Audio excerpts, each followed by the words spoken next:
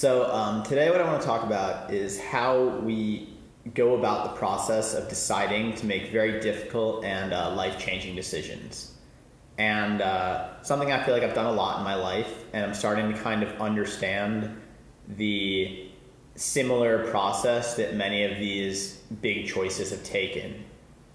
And the metaphor I'm going to use is a bit silly, but think of like the Jungle Book or something like that. Think of like living in a little secluded island habitat. And you've been living there for a long time and people seem fine, but for whatever reason, you're not really fine. You're not enjoying it. It doesn't feel fulfilling to you. And you feel like you need to explore. And this could be, a metaphor for being in a career that's not satisfying, being in a relationship that's not satisfying, living in a country or a city or somewhere that you would like to, experience something else. I mean, this happens in life. You do one thing for long enough and it becomes routine. And certainly something I've done a lot in my life is do new and jarring things a lot. And it hasn't always been easy. So it's like you're sitting and you walk to the edge of the jungle and there's like a long kind of comes to a point lookout part. And you're pretty high up, high up in the air. And from that lookout point, across the expanse of water, it's like a jungle island, you can see like in the distance some other place.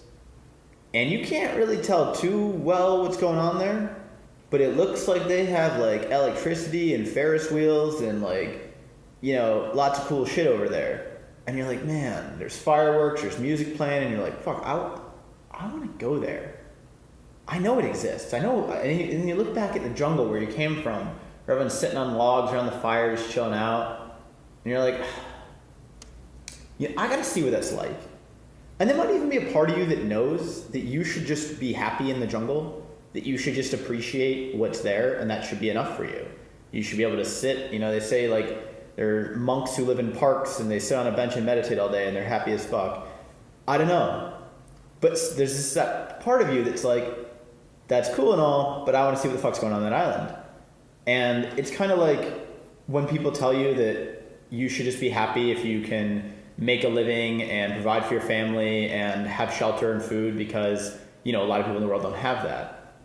But, I mean, yes, you should appreciate those things, but it doesn't mean you're not allowed to want something else. It doesn't mean you're not allowed to seek to go further with your life. If you have big goals, who's to tell you you're a bad person for having big goals and you should just be satisfied with whatever you have because other people have worse?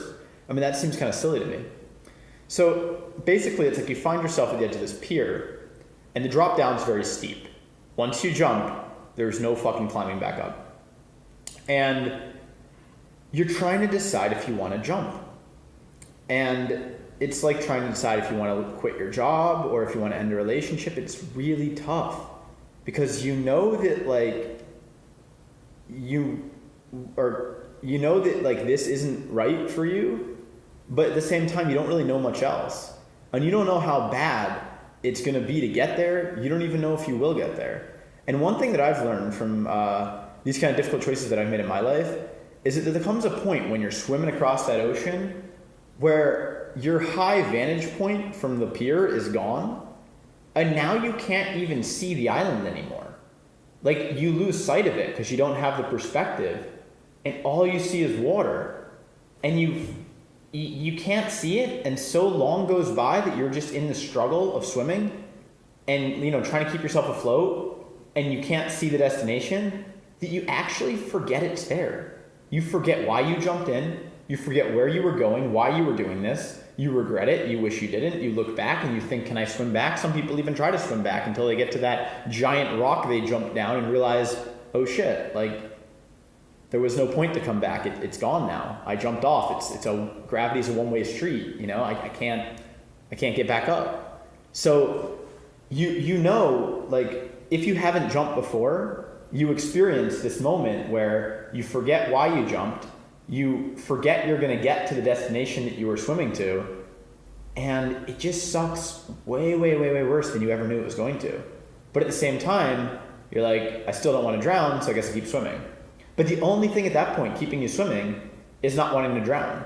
But if you could be sitting around a fire, sitting on a log, you know, in the boring jungle, you'd be happy as fuck right now because you're swimming every day, and you don't even know where the fuck you're going. So the thing that happens is we make these decisions a lot in our life.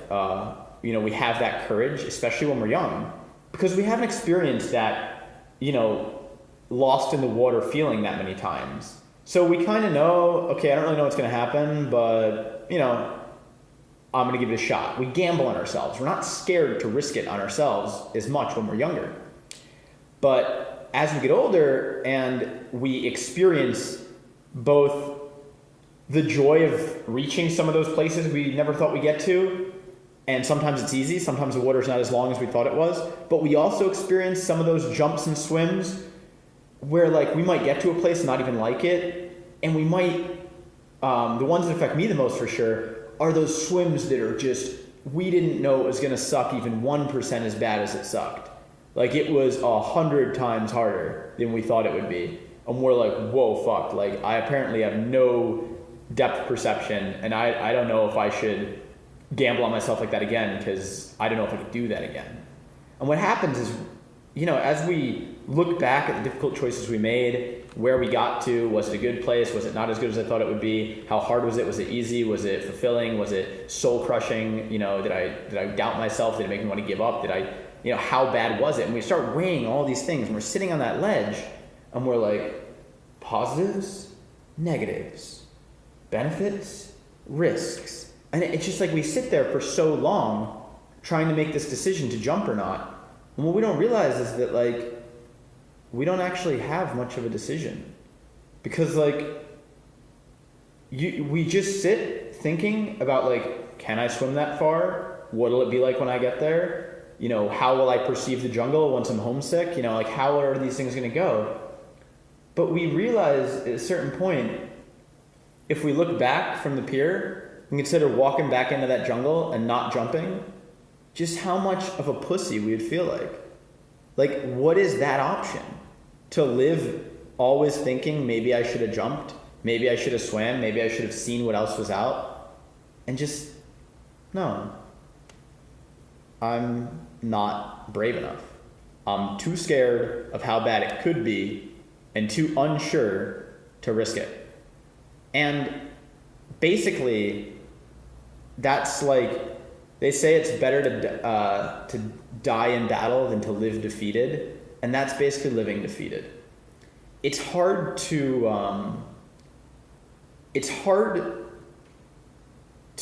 regret things that you do, because we all know in life no one lives a flawless, perfect life. Everyone makes mistakes. So if we do something and we're trying to better ourselves and we have good intentions and it doesn't work out, it's not so hard to forgive yourself and say, okay, well, I can understand why I thought it was a good idea. I can take the lesson I learned from that and apply it somewhere else. You know, maybe you never get to the island you jumped in for, but along the way, you learn some things about yourself and you learn some lessons that make you better prepared to make a good jump and a good try in the future. You know, a lot of people who make businesses, their first few companies fail, but if they never experienced those failures, they wouldn't learn the lessons that eventually make them a success. And I think the thing that most people regret is the things they didn't have the courage to do. They didn't do. They sold themselves on an excuse not to try. I mean, those are the things, like on your deathbed, it's like, man, what if I could have done this? At least, like, it's almost better to know you couldn't. It's better to have tried and failed. I mean, like, but I gave it my all, than to sit there and go, I never tried. Like, that seems like that would be the killer to me. Like that, it's like already being dead. And, there's a great quote from the woman who I believe wrote the Lord of the Rings book series. And she says, the only way to live to ensure that you don't fail is to live so cautiously that you fail by default. And I really love that quote. Basically, when we want to do something and we're scared, we're already fucked. Like, we got to do it, you know, because we won't be able to be happy selling ourselves on fear is the reason we didn't do something. Now, I think at a certain point, you will find yourself in a jungle and you won't want to jump, but you really won't. Like I think that does happen, that people get to a point where they're content and they go, yeah, I could change careers, I could move, I could get out of my relationship, but I don't want to. I found my place. But like, if you don't feel like you found your place, what fucking choice is there?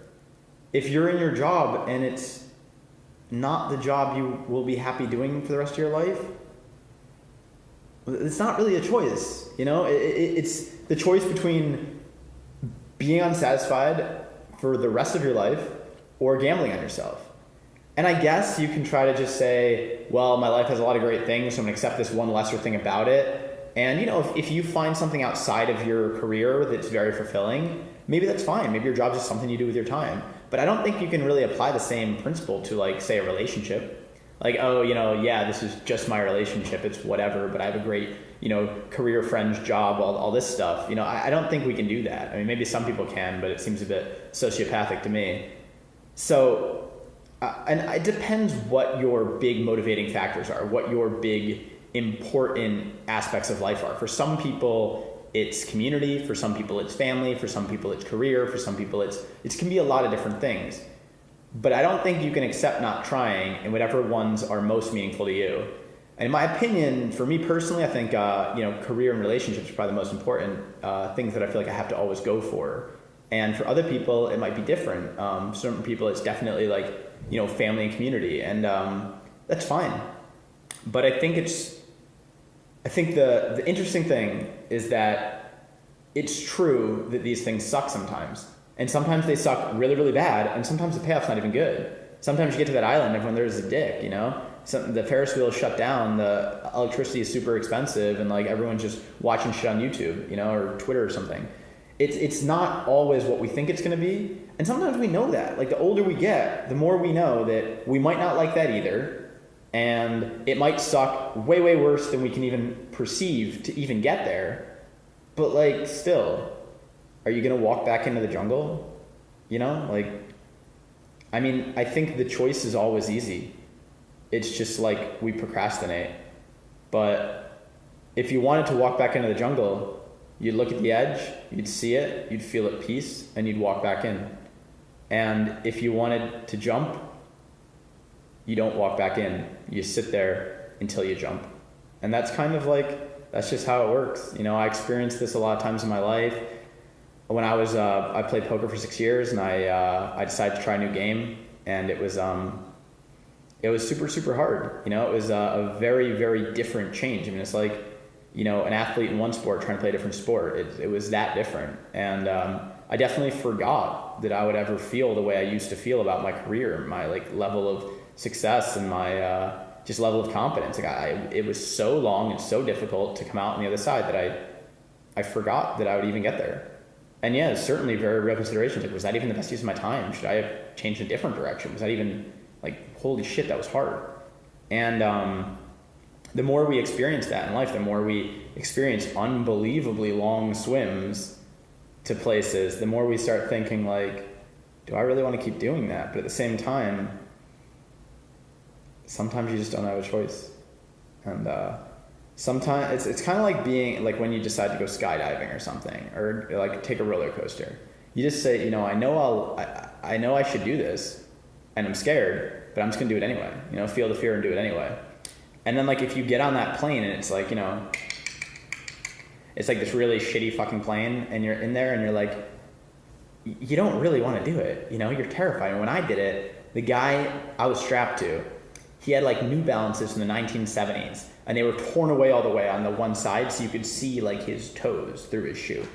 And this is the dude responsible for my life. And I told him I'm really kind of scared of heights. I have been my whole life. I'm a little bit worried that I might get sick. And he literally just says to me, without any hesitation, if you throw up on me, I'm going to cut you loose. And he did not look like he was kidding. And I was just shit, okay. So basically I had to assess what would be worse.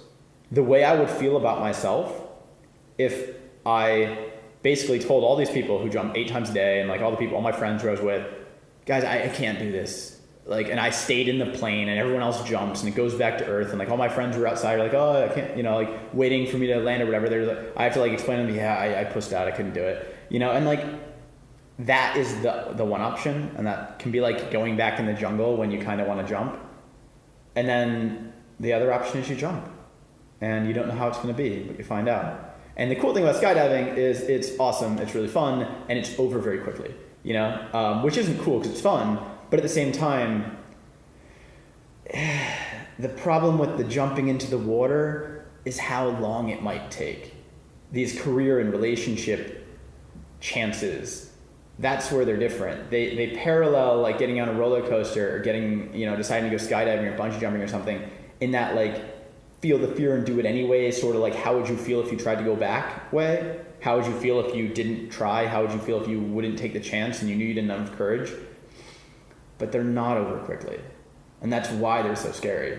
It's almost like if you get on a roller coaster and then it starts ticking up, and you're like, oh shit, and then it would get stuck, and you start like yelling to the technician and there's like, I don't know, and you start wondering, am I gonna die on this roller coaster? Like, it's stuck, everyone's freaking out, no one seems to know what's happening, and like, maybe I actually am gonna die. Like, I'm scared of roller coasters because I have this unrealistic fear of death, but like, I know that people ride roller coasters all the time, barely anyone dies, but now you're actually on one to get stuck, and everyone seems worried, and you're like, oh fuck, wait, I might actually be really dying, and I might never get off this roller coaster. And that's what happens when you jump into the water. It's like you're heading toward your goal, you lose sight of that island, you lose sight of where you came from, and now you're like, shit, I might actually drown out here. And that is the fucking scary part. But at the same time, like, what choice do we really have? Isn't it better to maybe drown, maybe not, than to live like you'd already died? And I guess that's why I say you don't have a choice. Because if you're aware that maybe dying is worse than definitely being dead, you kind of got to gamble on yourself and jump. So that's what I have for today. That's kind of the way I've paralleled all my giant life decisions, some of which have worked out well, some not. Some have, they've all taught me lessons. Some have been easier than I thought they'd be. Some have been incredibly much harder. But generally all the things that I went for are the things that I feel like give me something to say, like give me something to share, some sort of value to add to the world. The things that I am most proud of about myself are the things that took the most courage for me to do. I think the coolest thing about becoming a professional poker player for me was having the courage to like have a kind of dream silly career that people thought was stupid, and just do it and decide to make it work. And when everyone else was saying like, that's not a good idea, or whatever, and like people didn't believe in me, people didn't want to see me try something like that and fail, there were a lot of things going on, but like I just had the courage. I was never scared to try some sort of career that seems like a big risk, I mean, it's not true, there were other options I considered and they were even riskier in some ways, but I never really thought about not gambling on myself, not giving it a shot and seeing where it took me. And those are the stories, like I've moved to countries 3 times in my life where I didn't know anyone there, and that's scary as shit, and it's those things that kind of shape me to be a person who I can be proud of and who I think has something to offer. And I don't really regret any of the chances I took, even though some of them fucking sucked. And I don't think there's really too many jumps that you're going to regret once you're on shore. But there's plenty of time to regret during the swim.